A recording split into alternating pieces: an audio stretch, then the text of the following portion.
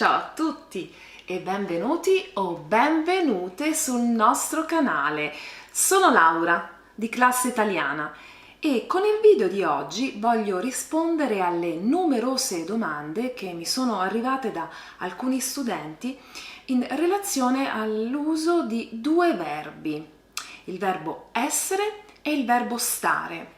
Due verbi spesso confusi dai parlanti di lingue neolatine. Ad esempio, diciamo sto a casa o sono a casa? Oppure Mario è contento o sta contento? Bene, se volete scoprirlo, seguite il mio video fino alla fine e se volete approfondire l'argomento di oggi, prenotate una lezione gratuita con noi. Il verbo essere indica una caratteristica, una qualità sia temporanea che permanente di una cosa o di una persona. Quindi noi diciamo Maria è italiana o Mario è contento. Come vedete in questi casi il verbo essere è accompagnato da un aggettivo. Il verbo essere può anche essere accompagnato da un sostantivo. Ad esempio diciamo il tiramisù è un dolce o il limoncello è un liquore. Attenzione però che quando vogliamo parlare di uno stato d'animo di una persona usiamo il verbo essere e non il verbo stare.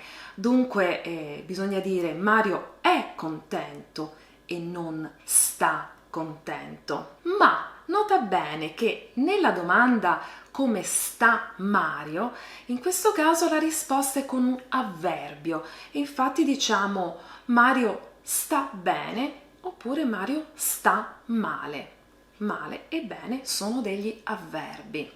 Il problema nasce quando il verbo essere è usato per esprimere la posizione di qualcosa o di qualcuno nello spazio. In questo caso può essere confuso con il verbo stare. Ad esempio si dice sto a casa o sono a casa. In realtà queste due frasi sono entrambe corrette, però esprimono due significati un pochino differenti. Vediamo cosa. Ad esempio, se io domando cosa fai stasera? La risposta può essere sto a casa. Significa rimanere a casa, restare a casa. Invece se io domando dove sei adesso? E rispondo sono a casa. Qui il verbo essere significa trovarsi in un luogo. Oppure dove è Roma?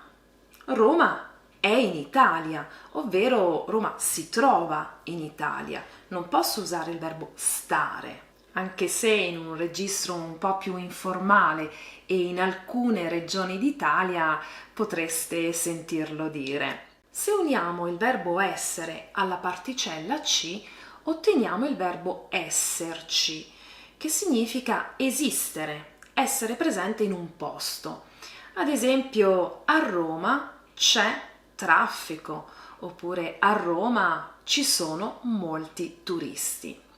Concludiamo dicendo che nei tempi composti il verbo essere e il verbo stare usano la stessa forma, stato. Infatti proviamo a trasformare queste due frasi dal presente al passato. Maria sta bene e Maria è a scuola.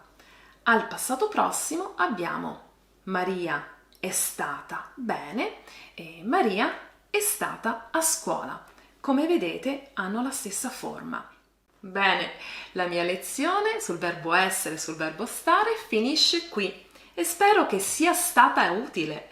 Allora se vi è piaciuta mettete un mi piace e continuate a seguirci sul nostro canale. Vi ricordo che legata alla lezione di oggi c'è anche un'attività gratuita che trovate nel link qui sotto. Io vi aspetto alla prossima lezione, vi saluto e vi ringrazio. Ciao da Laura di Classe Italiana!